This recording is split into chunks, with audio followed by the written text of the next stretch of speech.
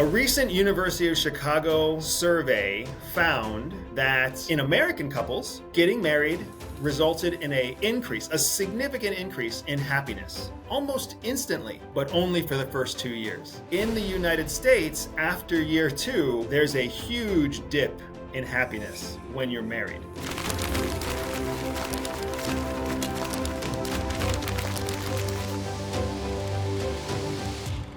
A recent University of Chicago survey found that Americans are largely happier after they are married, but only for the first 2 years. No, that sounds about right. I was like, I don't know what study that is.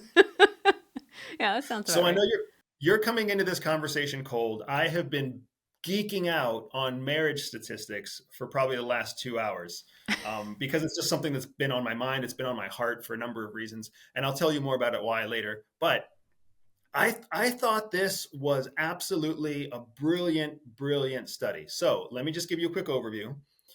A general social survey was carried out by a professor at the University of Chicago in 2023. It took him about a year to finish, so it came out late 2023.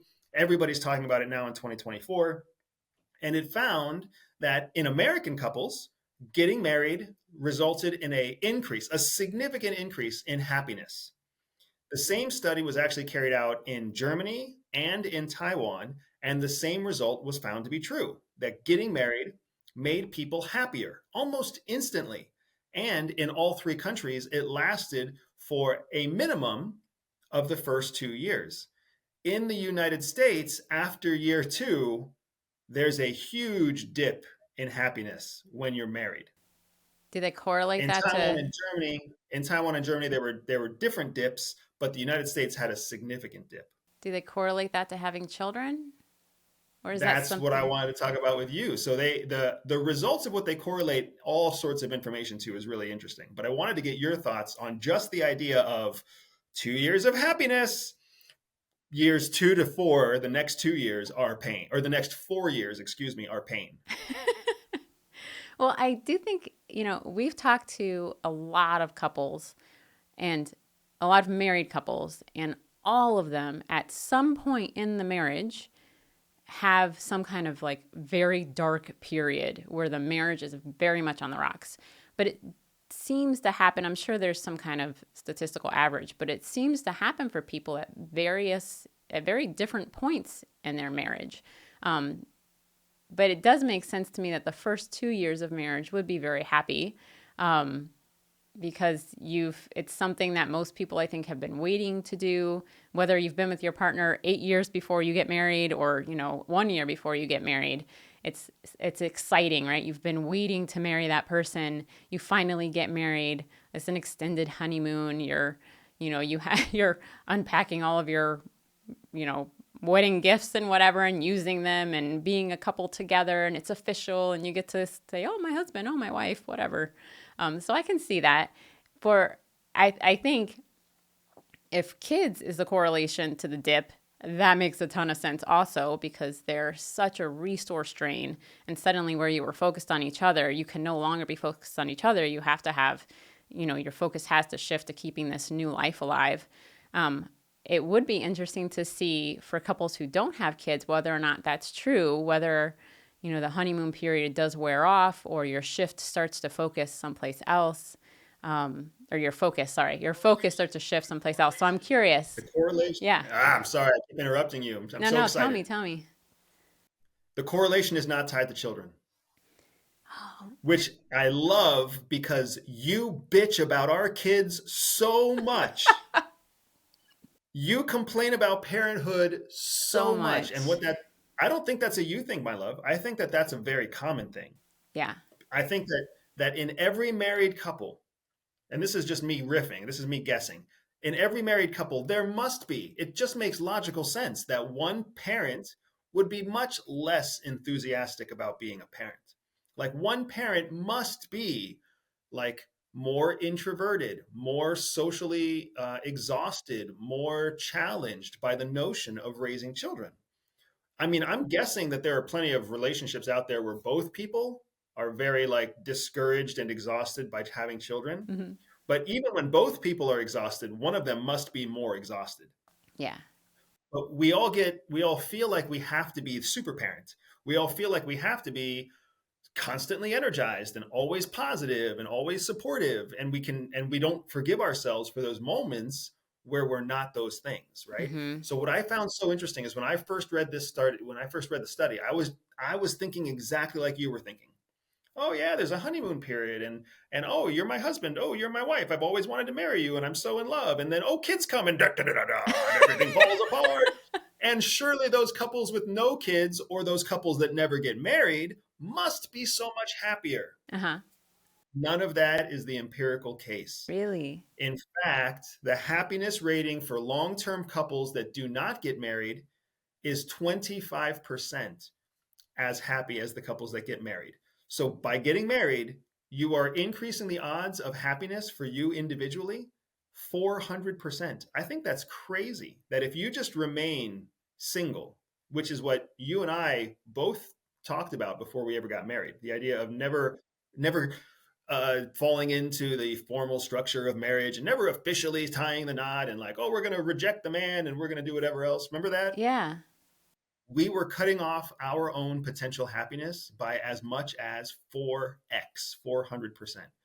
So I am very happy that we got married Does the because being study, married has made me very happy. yeah, does Not always the same happy, but it has made me very happy. it has provided you great moments of joy among the other moments. Does the So let me share study, with you yeah, the what empirically does make people happy. It yes, tell actually me doesn't more. have to do with most of the emotions that you listed. So the things that marriage makes people happy because marriage brings with it a new level of financial security. So now, instead of you having to take like always worrying about your own finances, you're actually bringing in another partner who also has financial solvency, somebody who can also generate revenue or generate income. So there's an element that increases your financial confidence. You also end up having decreased anxiety and stress about ever being alone or being Mm, lonely because you have somebody who is close to you and who is committed to being close to you. And you know, they even though not everybody takes an oath of marriage or vows of marriage, there's still a cohabitation benefit that comes from being legally married to somebody. And it's not just an American thing, it's an international thing. Even couples in Europe and couples in Asia think the same way. That there's a increased confidence that this other person will listen to you when you're sad, hear you out when you're angry, forgive you when you throw a fit. Like they're not going to just walk out on you one day. Like I have to imagine that in our relationship, you know exactly what that confidence feels like.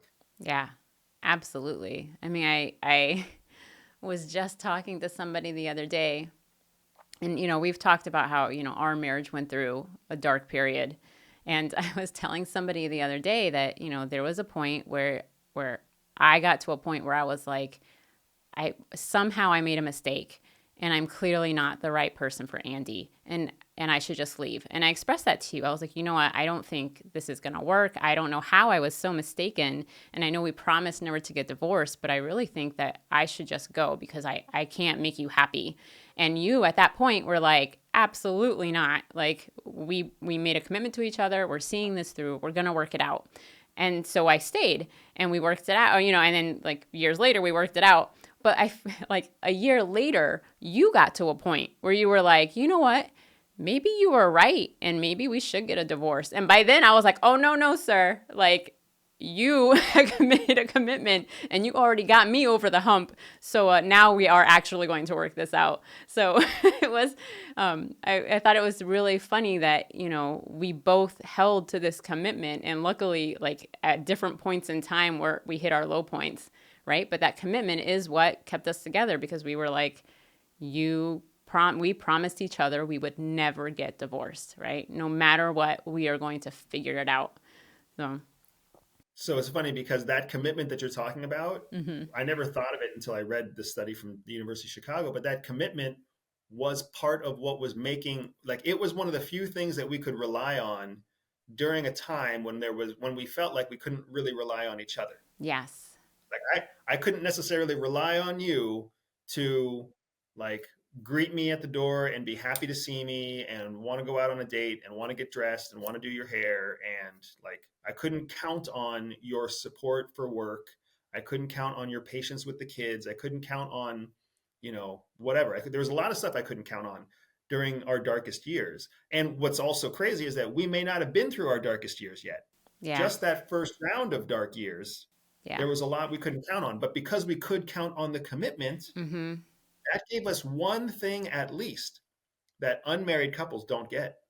Right. And I can see how, when I was in my early 20s, I met a woman who told me that the key to marriage was that you have to be committed to the marriage itself, not to the person. Because if you're committed to the person, then as soon as they piss you off enough, you're like, forget you, I'm out of here. But if you're committed to the marriage itself, then no matter what, you have to find a way to make that marriage work.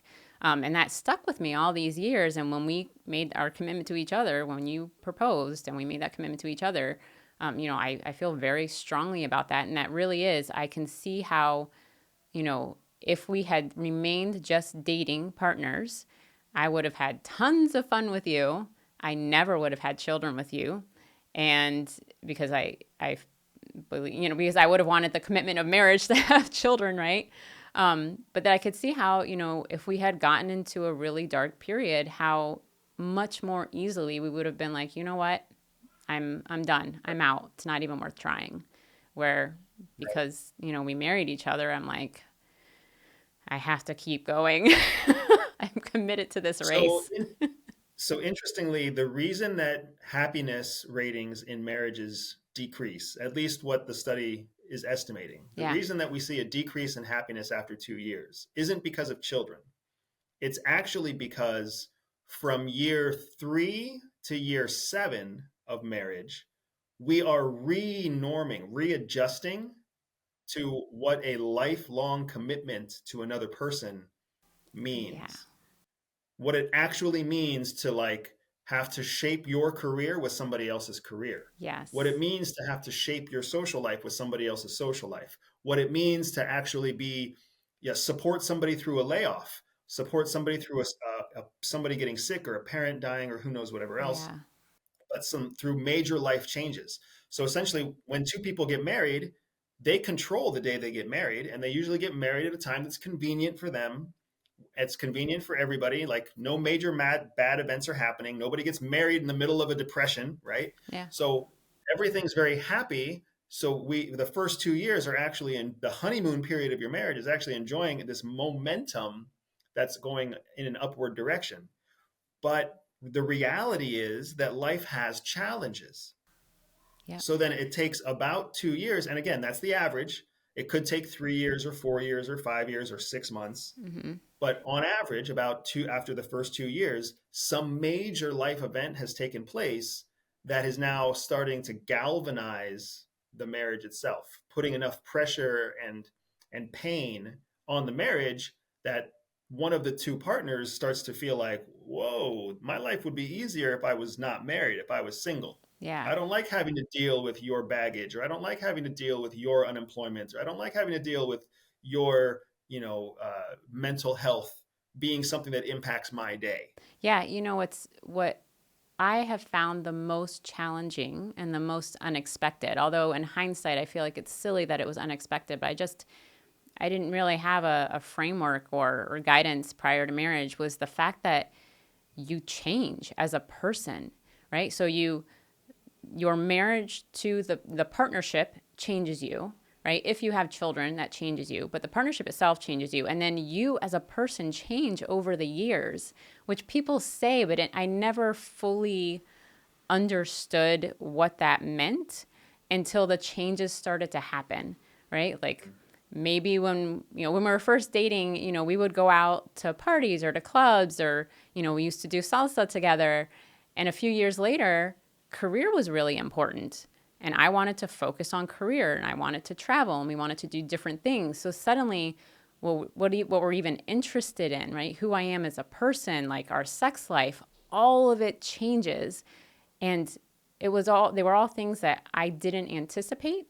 And so when they started to happen and they started to have an effect on our relationship, I didn't know how to handle it because I'd never thought about it before. I'm a huge believer. We didn't do like a premarital class. I know they're offered by a number of churches, but now that we are,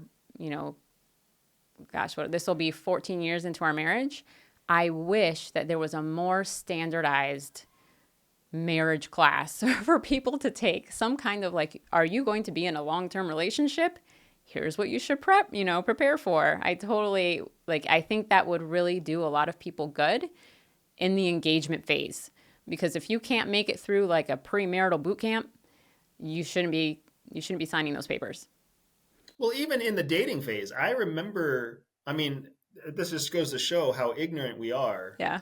of things that we've never experienced. But I remember being unmarried and being in relationships and being convinced that if I got married, the relationship would get worse. Oh, yeah. You know what I mean? Like this Yeah. is what's so fascinating to me about this study is it is empirical evidence. It is actual mathematical, demonstrative proof that everything I thought was real when I was 26 was patently wrong. Mm.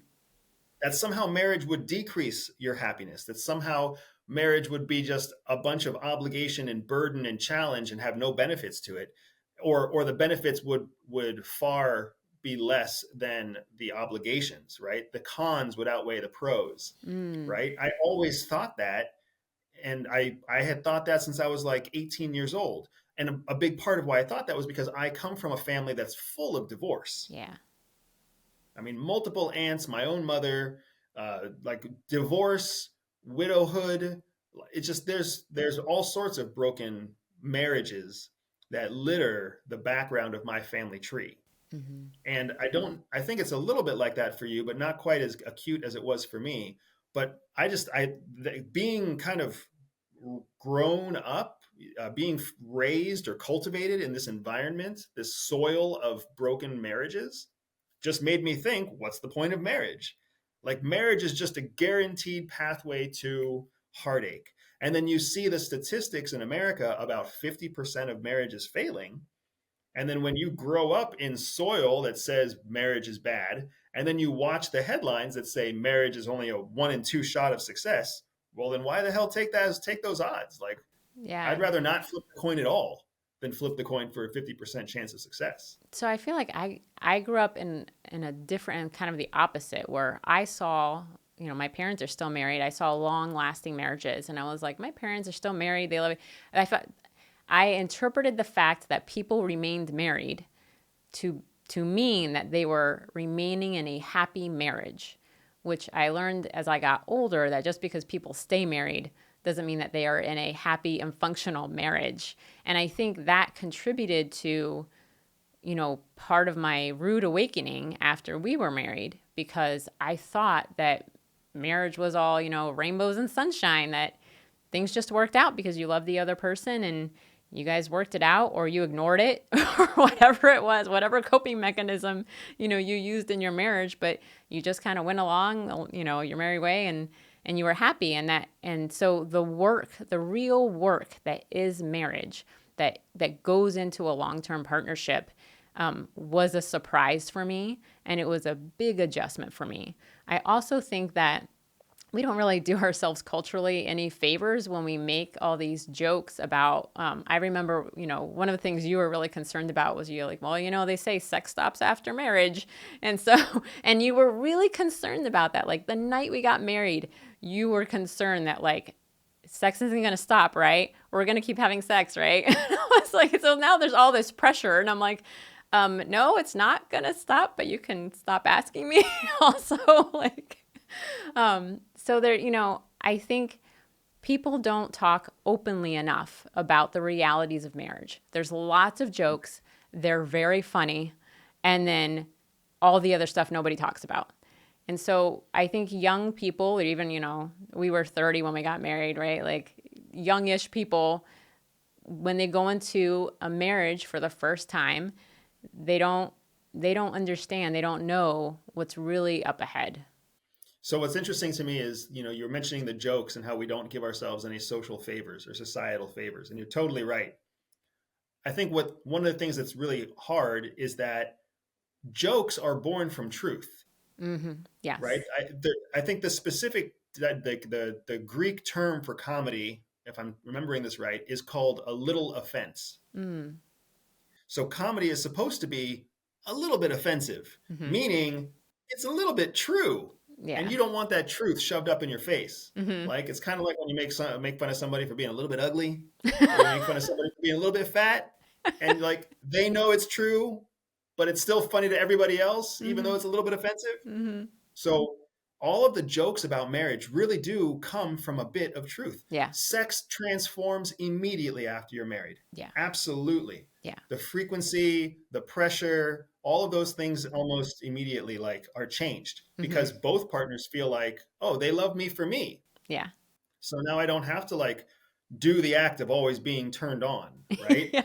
So sex absolutely decreases right after marriage. And then it just continues to change throughout your Yeah. entire like relationship. For Yeah. some people, like it goes down and then it goes up, and then sometimes age plays a factor. Some women get really turned on during their pregnancy. Some women don't want to have anything to do with a Mm-hmm. human being during their pregnancy. Some men completely lose the ability to get erect when they're focused on work or when they're stressed out. Some men find stress to be something that causes erections. Like it is insane how different people are, but you never talk about that before marriage, Right. right? It's instead we just sit there thinking that the jokes about sex and the jokes about sleep and the jokes about you're going to lose all your friends and the jokes about how You're like, gonna get fat. there's Like, yeah. I have a Yeah. Spaniard that I work with on Uh-huh. set, great guy. And his favorite joke about his marriage day is his uncle went up to him and was like, "Oh, congratulations! Now you're going to see what it's like to have to fuck when you don't want to." So, so I mean, it's international, my love. Yeah. Like Europeans make the same types of jokes that we make here in the United States, even though like they're half a world away. Mm-hmm. Same thing is happening in Asia. Same thing is happening in Latin America. Yeah, because Now here's really, where here's where yeah. I got really curious. Here's where I'm really curious about your Uh-huh. inputs. So the same study also looked at divorced couples. Mm-hmm. And what it found is that the first 2 years after divorce, happiness drops. The next 4 years, happiness increases. Mm-hmm. So a divorced person is the least happy within the first 2 years after their divorce. Yeah. But then their happiness increases. And then after year 6, it plummets. Hmm. So the happiness of that divorced person 6 years after their first divorce takes a massive nosedive. And part of that is tied to the fact that second marriages don't often succeed. Mm. And then, so there's a certain element of statistics in there. But then another part of it becomes how old they are on average at the time that 6 years post divorce happens. So they basically have to deal with a midlife crisis at the same time as this 6 year, Yes. 7 year mark post divorce. Sometimes that also means they're going through a second divorce. So the numbers skew negative. What's striking to me about that is that oftentimes when marriage gets difficult, culturally we are kind of conditioned, instead of leaning into the commitment, we lean into the escape. Oh, we must have been wrong, it must not have worked, like we're not right for each other. So here you get married at 27, you're married for 4 years, you come to the conclusion it was the wrong decision, you get divorced at 31, you get remarried at 33, you start going through the hardships again at 39, and now you're in your midlife crisis. Mm. Right now you're in your 40s where everything starts getting really difficult. Yeah. And on top of that, you're also dealing with the fact that I've tried getting married twice, and both times it's been hard.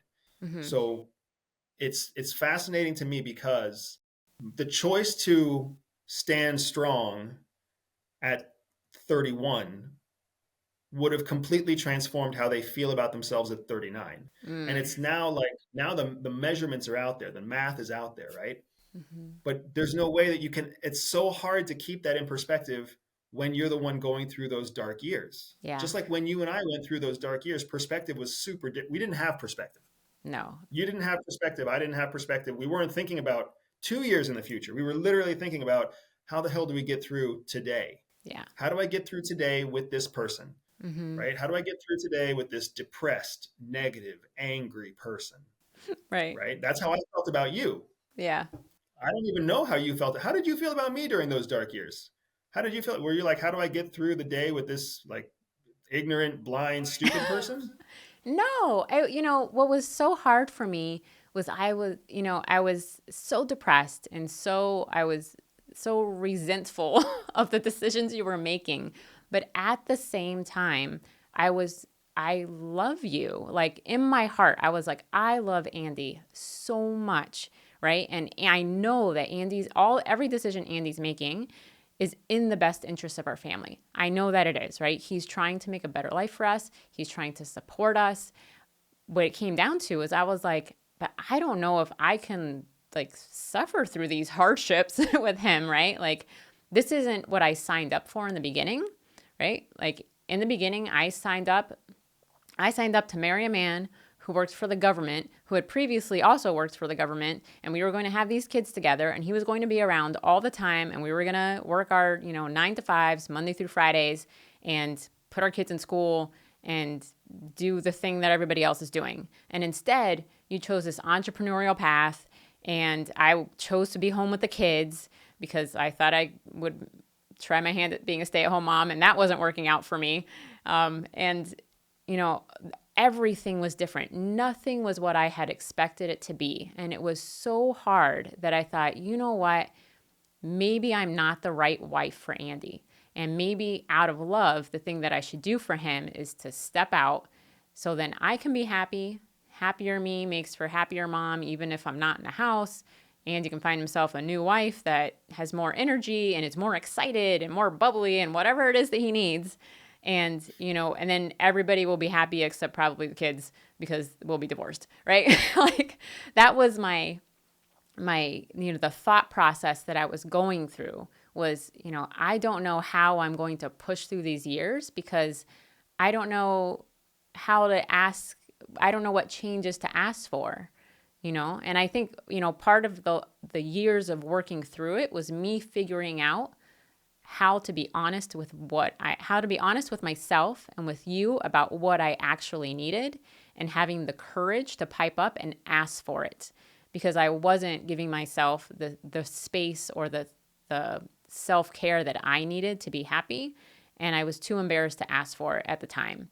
So through that process, our marriage has become stronger. So yeah, it was never like, oh, Andy's a jerk, I want to leave. It was like, I love Andy so much and I know he's doing the right thing. I just am struggling so much to deal with this. So maybe I'm not the right fit. That was always the thought. Maybe I'm just not the right fit here.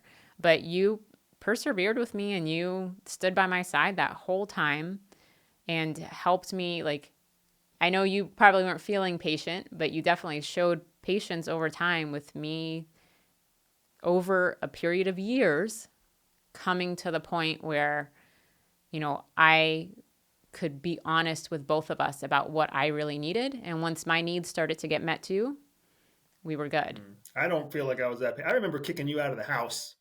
I feel like that was, I have this memory of us when we lived in St. Petersburg, Florida, where you had just gone off the rails about something. I don't even remember what it was. Mm-hmm. And Alai was like a year, maybe a year and a half, and she was standing at the piano and like playing with the piano keys. Mm-hmm. And our son was running laps or something like that in the toy room because that's just what he would do. Yeah. And you're having some kind of meltdown, and I'm like, you know what? Just go. Get out of the house. Just leave. We don't need you here. We don't want you here. Get out. Your parents are down the street. You can get a hotel. I don't even care. Just leave. Mm-hmm. I remember that conversation. And then I remember you looking at me and being like, I'm not going to leave. And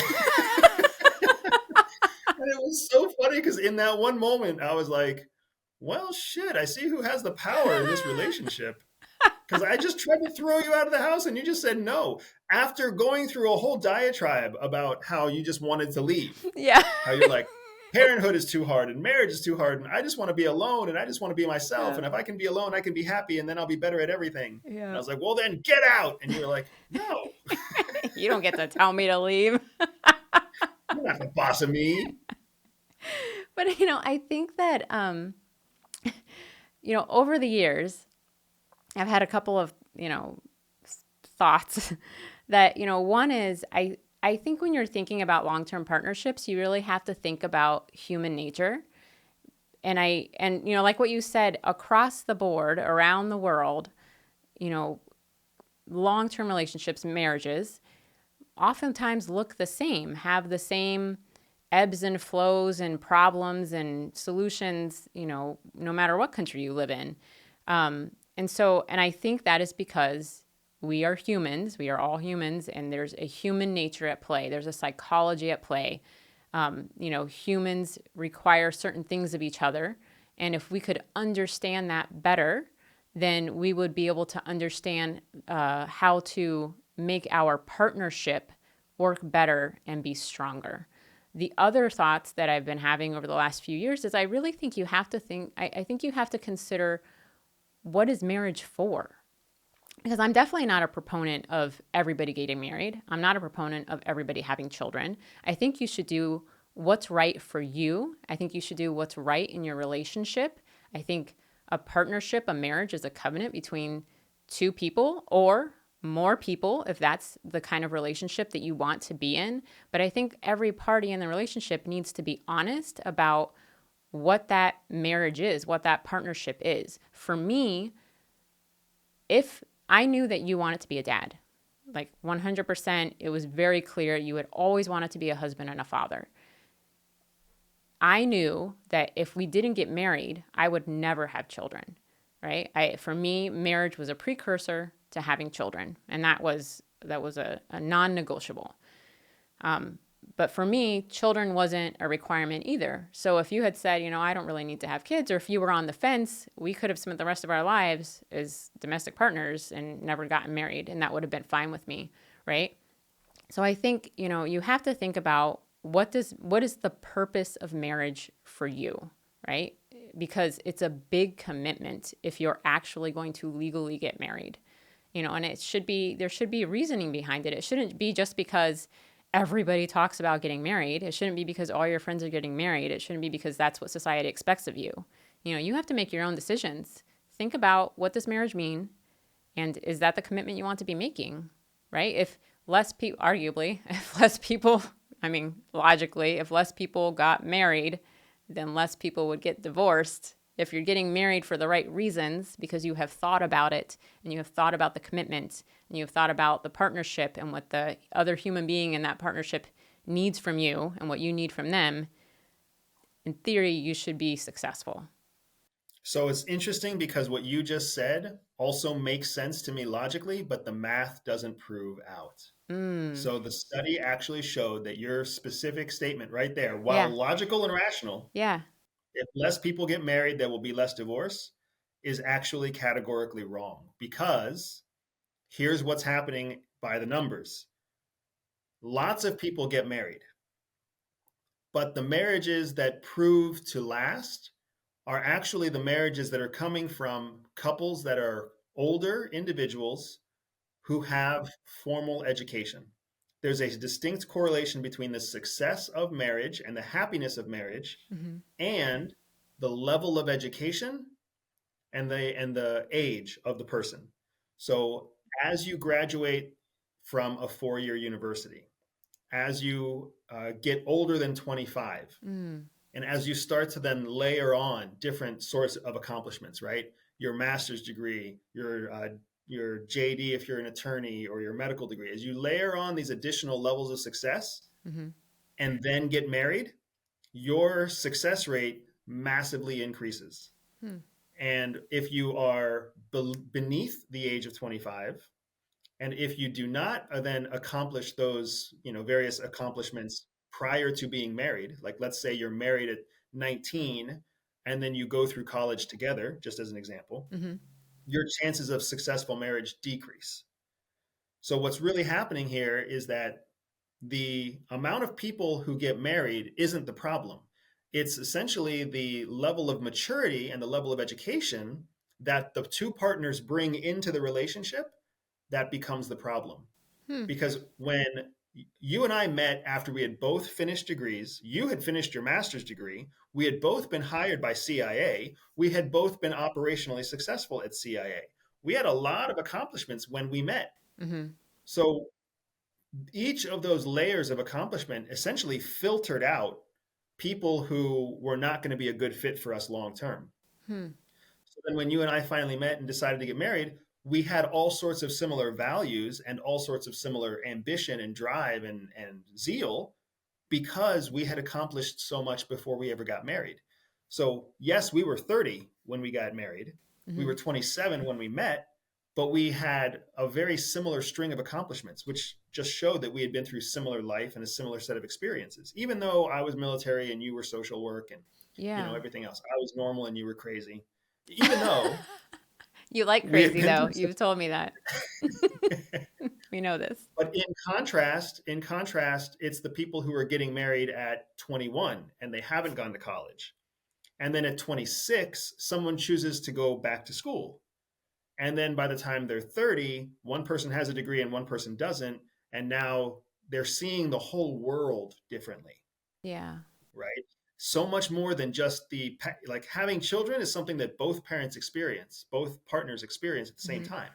Whereas one person getting an advanced degree while the other person stays in their, bachelor's degree, or one person never went to college and just became an artist, and then the other person has finished a certification and then finished an associate's degree and then finished a master's degree, or and up and up and up. As their education variance increases, so too does their impatience or inability to find happiness together. And when they can't find happiness together, it increases the odds of support. So to put numbers to it, when people have been married over the age of 25 and they have masters or they have university level education at the same level, that couple, they see divorce rates drop down to just 6%. Wow. So from a 50-50, 50% of American couples get divorced, from that metric to the fact that education and age combined, even just basic, undergraduate level education, all of a sudden you decrease the odds to as low as 6%.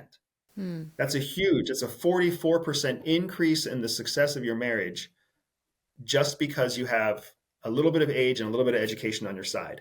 But what they're finding is that the people who are pushing off marriage, guess who those people are? Your older educated people. Right. So now, just like you and I, there are educated, well experienced 26-year-olds out there who are convinced that the institution of marriage is a death sentence. So they commit to never getting married or never having children or always being single. They commit to that. And then as a result, the marriages that continue to happen are marriages that are actually happening at younger, less educated levels, which then feeds into more divorce. So the actual truth behind your statement, the truer version is less marriage will result in more divorce because the people who are actually choosing not to get married are the very people who statistically should be getting married. That's so interesting. But I wonder too if, back to a previous point that I made, I wonder if part of that, more experience, more education, if what that translates to practically is a better ability to problem solve, right? Because that's a big part of marriage is, a problem comes up, you have to solve it. So if it's an increased ability to problem solve that helps the marriage be successful.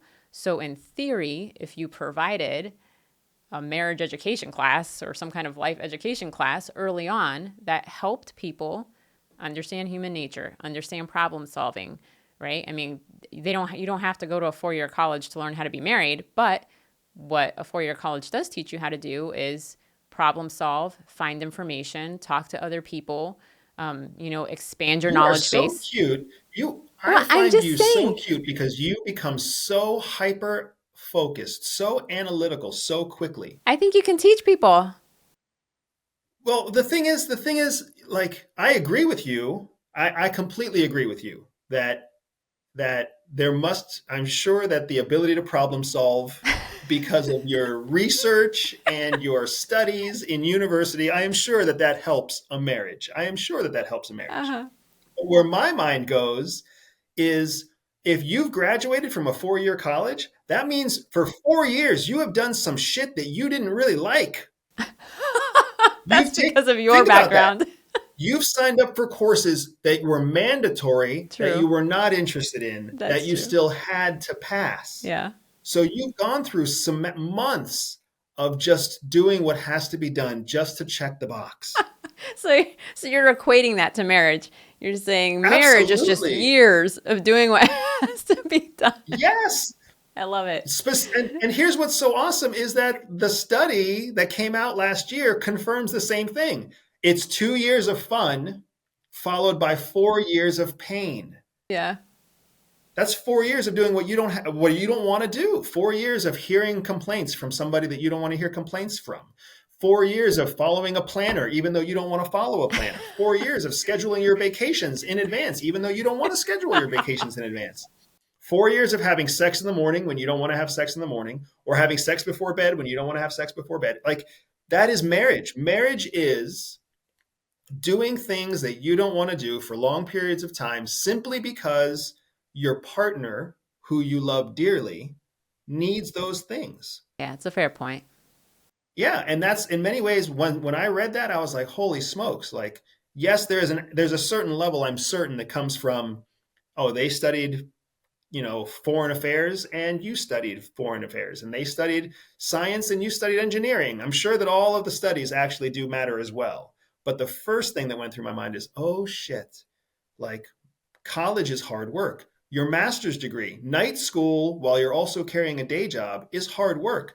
So if two people get married and they've both gone through night school, they both know the pain of getting a master's degree while also working a full-time job. Those people are going to be super solid, man. Like Yeah. those folks get it. It Yeah. also explains why divorce fails at such a high rate for second marriages. Mm, Because one of the main things that both partners have in common is that when shit gets hard, I punch out. yeah. So it's really interesting, and I'm not disparaging divorce. I totally understand that divorce is a valid solution for many, many people. Yeah. But when it comes to the math, you can start to see why that divorce unhappiness rate, that lack of happiness in someone who's had a divorce, even if they've been remarried, it takes such a nosedive because they can't help but ask themselves, like, did I waste those years, or what didn't I accomplish in the years that I was not accomplishing a successful marriage? Yeah. And I feel blessed, my love, because during our dark years, we were surrounded. I mean, during our darkest years, our highest paying clients were all divorced. Mm, One of the things that kept me at your side was when you work with a divorced client and you're working on business stuff, or you're working on health stuff or fitness stuff or family stuff, when you work with a client who's divorced and wealthy, mm-hmm. it is amazing because the thing they reminisce on the most is their first partner, their first husband, their Yeah. first wife is the person they talk about all the time. Mm-hmm. And they don't talk about it disparagingly. They talk about it like, oh, she always understood me, or he always was patient with me, or whatever else. Yeah. Even though they can afford anything in the world, even though they have a girlfriend that's 40 years younger than them, they still pine for the person that loved them before they were anything. Mm-hmm. The person that loved them before their wealth, loved them before their fame, loved them before their success. But then it's almost like the success is what pulls them away. Yeah. And the success doesn't grow old with you, right? The success is just it's not a relationship. Right. But that build period to get to that success is so, so hard. And we know because we're in it right now. Yeah, So, it's true. mm-hmm. It's true. So I thought that this was a fascinating study. I wanted to share it with you. Thank I'm you. going to send you all the links in a text message tonight because I Yeah. don't get to have pillow talk with you about it. I So know our book club. unfortunately, this is what it looks like when I travel. I get to read all this interesting stuff and then I hit you with it unprepared Yep. when we're on camera. Yep. That's fine. I'm getting used to it now. So one thing that we did get to talk about that I'm excited to share with everybody else who's listening is that you and I are going to host a very special running of our Spy for a Day training, something that we call streetcraft. We are creating a streetcraft event that is specific to couples and to individuals who are married or who understand the idea of marriage. They want to be married, they are currently married, or they are in a relationship that they're hoping will end up in marriage. So a couples specific streetcraft, we are limiting it to only 12 couples. And those 12 couples will get a chance to train not just with me, but also with you, Mm-hmm. because we will be hosting that streetcraft as a couple. Right. Which So I'm super anybody, excited. We yeah, haven't told anybody about this yet. yeah. And anybody who You, has attended a previous streetcraft knows that usually it's Andy and they might get to meet me during a bump. But during this streetcraft, we'll actually be together as a couple, which is great because we haven't been together physically in like a month. so it's it's true. gonna, yeah, I will literally arrive from yeah, South Florida the yeah, day that we meet everybody, and yes, I will be leaving on a plane to go to California the night of the operation. yep. So It's gonna be a lot even of then, we're only energy going in to that room. Yeah, you and I will spend less than 24 hours together. Yep. But I will get one night with you before I have to get on that plane. Woo woo. So if you're listening to the podcast now, folks, if you're listening to this conversation right now, nobody else knows that we're hosting this Streetcraft event. Nobody has been told yet. So you are literally the first ones to know. And we wanted to share it that way. We wanted you to be the first ones to know, because if you just listen to us talk about our marriage for the last 30 minutes, then there's a good chance that you are in a similar situation to us. You understand our feelings, you understand our pain, you understand what we've been through, and you want to avoid the pain and find your way to that happiness that we talked about as quickly as possible. And that's what this Streetcraft is all about. So go ahead and click on the description, click on the link in the description below. The first link that you see there is going to be a link that takes you directly to a registration page where you can sign up with your partner or alone to come to our private Streetcraft event. It is happening in February. It is coming up very quickly. All the details are right there. Just click on the link in the description below to go and register yourself immediately. In addition to registering for the one-day Streetcraft, Jihi and I are also opening a very exclusive VIP dinner with just Jihi and I in our home the night before the Streetcraft event. And we will allow 4 couples to join us in that event. Only 4. So the first 4 to sign up for that private VIP dinner will get a chance to sit with Jihi and I for a 3-hour tailored private chef dinner in our home, and we will open the gates to anything you want to talk about. There's all sorts of things that Jihi and I don't have the courage to talk about on the podcast, because we don't think anybody really wants to hear about our kinky sex life, and we don't think anybody really wants to hear about our nerdy book club that we have. But if you are one of those people that does want to dig into those nitty gritty details about how we make our marriage work as former spies, as current parents, as current business owners, you'll get a chance to have that conversation with us at dinner with 3 other couples that are just as committed and just as interested and just as focused on their happiness as you are. So make sure you sign up for that VIP dinner when you register for Streetcraft, and we'll be there. Jihi, what are your thoughts? What are you excited about for having? I mean, we're opening up our life like we've never opened our life up before. And we're doing it at one of our favorite spy events. How does that make you feel? Yeah, I'm really excited for this spy event. I'm really excited for this Streetcraft because normally Streetcraft are individuals that come together and they get randomly teamed up, and then they have to complete this mission over the course of the day. But this, because it's couples, you come with your partner, and what we've seen in the past with the few couples that have attended Streetcraft together is it really builds this strong bond between the couple when they have to accomplish a mission together. They're learning, they're like being fire hosed information at the same time, and they have to implement that information right away to accomplish the mission. And we've seen the impact that it has on the 2 people in the couple is so strong. And it really creates this bond for them that no other experience could create for them. And then if you're able to join us the night before the Streetcraft, then, we can not only open up about ourselves, but we can help you prepare for that next day.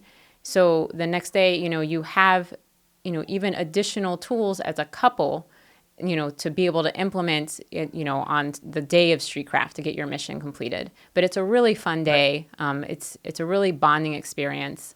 And I encourage, anybody who's interested, to bring their partner. It's a great Valentine's Day gift. Yeah, click on the link below, take a look at the details. Even if you are not part of a couple, or even if you are part of a couple where the other person doesn't want to participate, because when Jihi and I went through marriage counseling, we had multiple times where the other person didn't want to participate.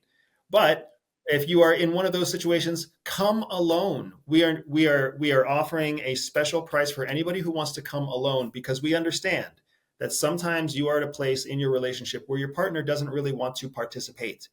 But that's okay, because if you're the one that's committed to the long-term relationship, if you're the one that's committed to finding success, this streetcraft is all about giving you the tools and the experience, the knowledge and the peer group to help you have that courage to persevere through the darkest, hardest parts that you might be in during your relationship too.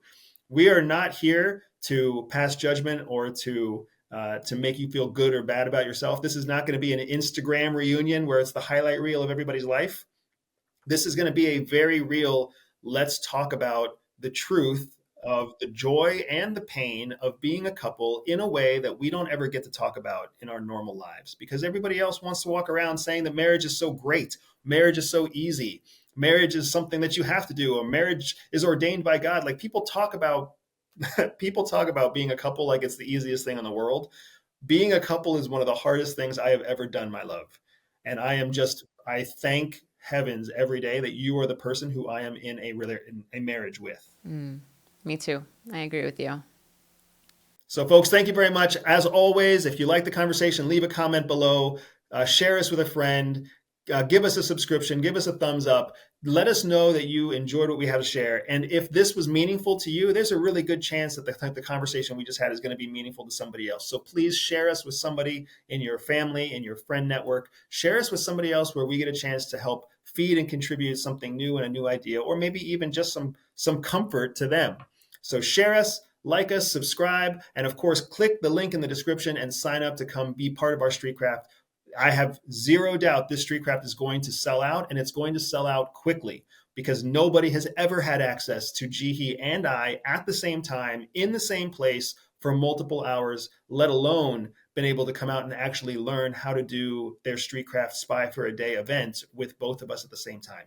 So if you're on the fence, I encourage you to just jump in, make the commitment, make the payment, reserve your spot, because you can always cancel later. But if you don't buy it now, somebody else will buy it before you do. And I wanted to make sure that every one of our listeners to this podcast knew that, because we care the most about the people who understand our relationship because they view us on the podcast. There are lots of other people out there in the world, but we really do have a dear, special place in our heart for you, because you've been with us on this podcast journey, and we love sharing our life with you. Thanks very much. We'll see you next time, and I hope to see you at Streetcraft.